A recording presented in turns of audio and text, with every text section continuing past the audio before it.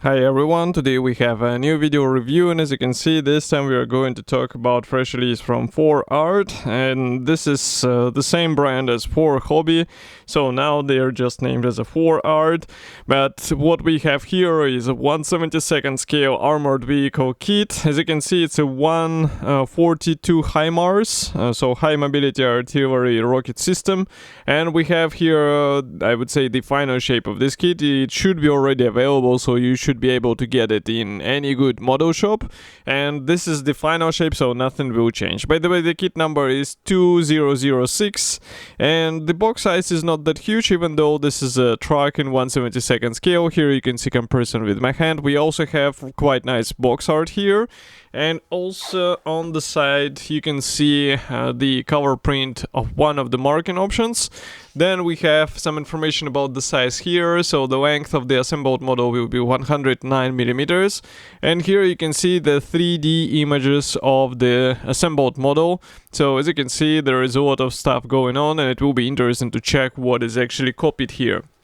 So this is a top opening box, and straight on the top we see this 3D printed parts. We have a lot of plastic parts. Chassis, for example, here is a one-piece part, but we will talk more about this one by one. So these parts are actually sealed in a plastic bag, so I'm going to need the scissors in order to open it. But in the meantime, I can also remind you that we reviewed all the previous releases from Hobby, so in case you are interested in them and you would like to check closer what is actually going on with those releases, how they assemble together, because I assembled some of them, so you can find it all on our YouTube channel. So first of all, we are going to start with this front cap, and as you can see, it is molded as a single piece part, and this is really cool because it gives you the right alignment straight out of the box. And what is even better is that we have the separate doors here and all of the hatches, so it might be handy for some diorama ideas. Here inside, as you can see, there is not a lot of stuff going on, but I guess interior will be assembled separately, so that's why it is designed this way. Next, we continue with the main chassis. And by the way, I guess the front cap was actually on this main chassis here, but it just broke down due to the packaging. Here you can see the chassis part, which is molded as a single piece part, together with some of these suspension elements, which is rather impressive. I mean, recent Hobby releases actually show what can be achieved with modern technologies, and this is quite impressive, to be honest, because as you can see, such a complex structure can just come to you in a one-piece form, and this is not a 3D printing. That's why it's even more, I would say, impressive in person. Next, we continue with another plastic bag which I need to cut through, but this is already the proper, let's say, plastic sprue. And I can see really a lot of small parts. I mean, this is a 1/72 scale, but well, in some cases I can see you will have to use tweezers. So here is what I'm talking about. If we zoom out a bit first, so you can see the whole sprue. What is interesting here? So, as I said, a lot of tiny parts. We have the engine included, what is quite unusual for a 1/72 scale kit. We have also some of the missiles. I guess they will have to be assembled out of two parts. And maybe now we can zoom in closer so that you can see what we are talking about here. So overall, molding quality looks really great, but I think this is not something unusual for Hobby. They usually provide you with crisp molded plastic parts, so it's just a matter of separating them and assembling together. And what is even more impressive is the fitment, because usually the fitment is quite good. And here from the opposite side you can see that we have the guiding elements on all necessary sections, so it's not like there is some engineering stuff which you have to solve by yourself. Next, I'm opening another plastic bag, and here straight away I can see that we have some parts for the launch system, as well as for the front cap and also the suspension. So in a second you will see what I'm talking about. Here is the sprue, and maybe we can zoom in a bit closer so that you can understand what we have here. So the interior parts are here. We have also instrument panel. The suspension parts can be seen here, and again a lot of pre-molded things. So if I zoom in, And I guess this is something what you cannot avoid with a 1/72 scale kit. You saw that we had a lot of, let's say, separate tiny parts, but I guess For Hobby was trying to get even more features here, so that's why we have also some pre-molded things, which will require some careful painting, of course, because otherwise they will just get lost on the finished model. But I think for modelers who usually work with this scale, it won't be a difficult task, and they will be able to assemble something interesting. Next, I'm opening another plastic bag. It's a sprue E, and let's remove this one. And sprue E brings us a lot of small parts. As far as you can see, they will be both outside and inside. So here you have to pay attention how to install this or that element. And also some of them are really thin, so maybe it's a good idea to use the plastic saw. Maybe not even the sharp plastic cutters, because you can just damage the parts and then you'll have to repair them somehow. But again, we zoom in and you can see it with your own eyes that even those thin parts are nicely molded, and the only thing required from you is the careful separation of these parts. And well, as far as I remember with, for example, kits which I was assembling, they were quite decent in terms of the plastic durability, so I did not have any issues whatsoever.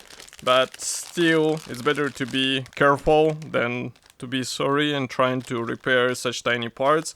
And well, this is not a funny thing, I would say, when you try to repair something in 1/72 scale. Okay, one last gray plastic sprue.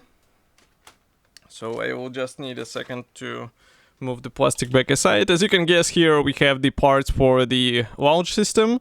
As you can see, the whole, let's say, section of this element will be assembled out of separate panels. We have also here the tubes for the missiles, we have the separate doors for the front cap, and we also have some structure which will be used for the frame supporting this launch pad. But overall, I think it's a really decent design.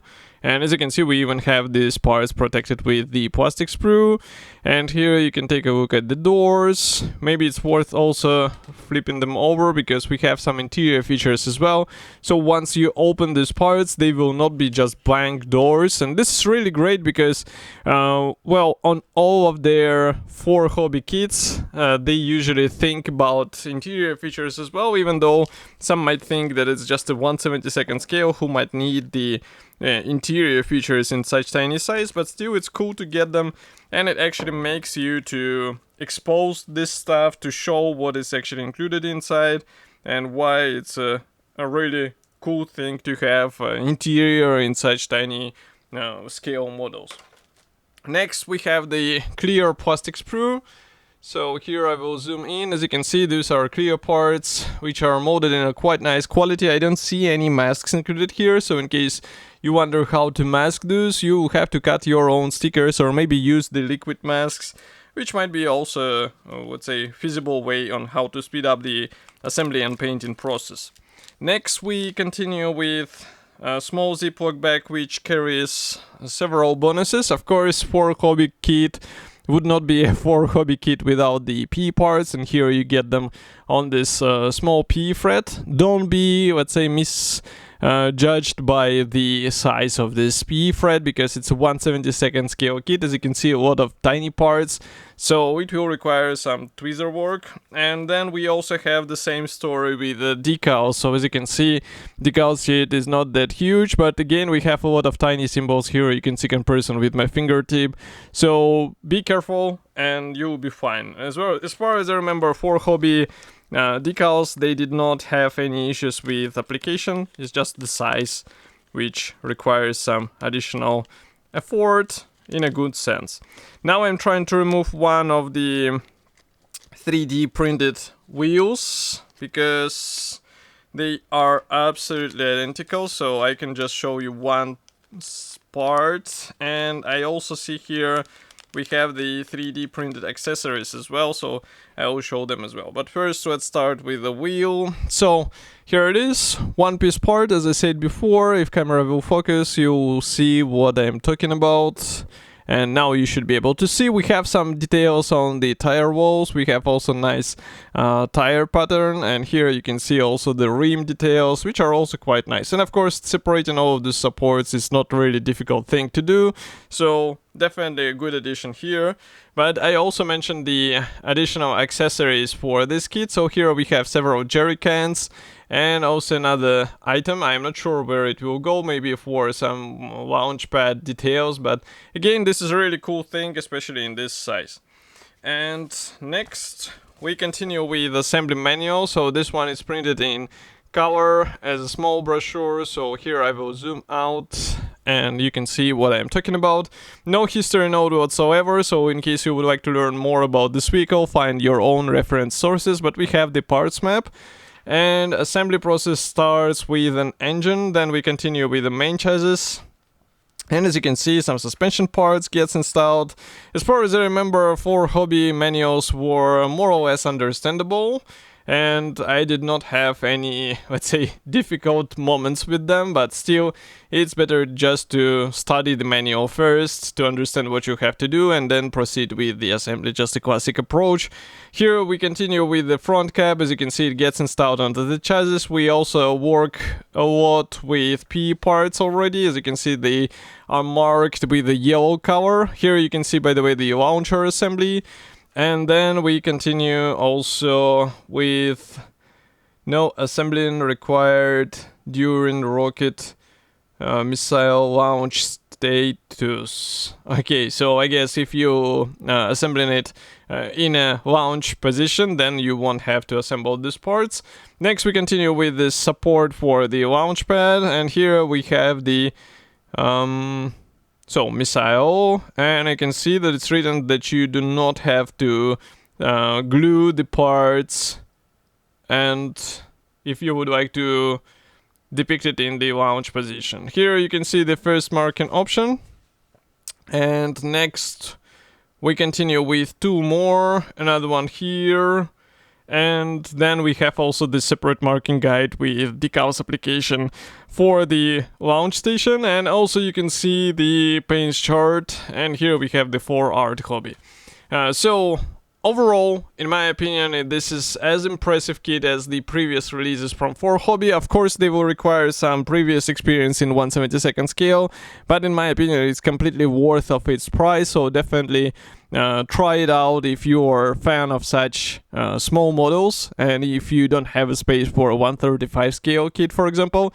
And of course, I will be happy to hear your opinion. So do not forget to write it here in the comment section below. And if you will want to help us, so press the like button, subscribe to our YouTube channel, and I will see you in the next video review as usual. Thank you for joining me today, and bye.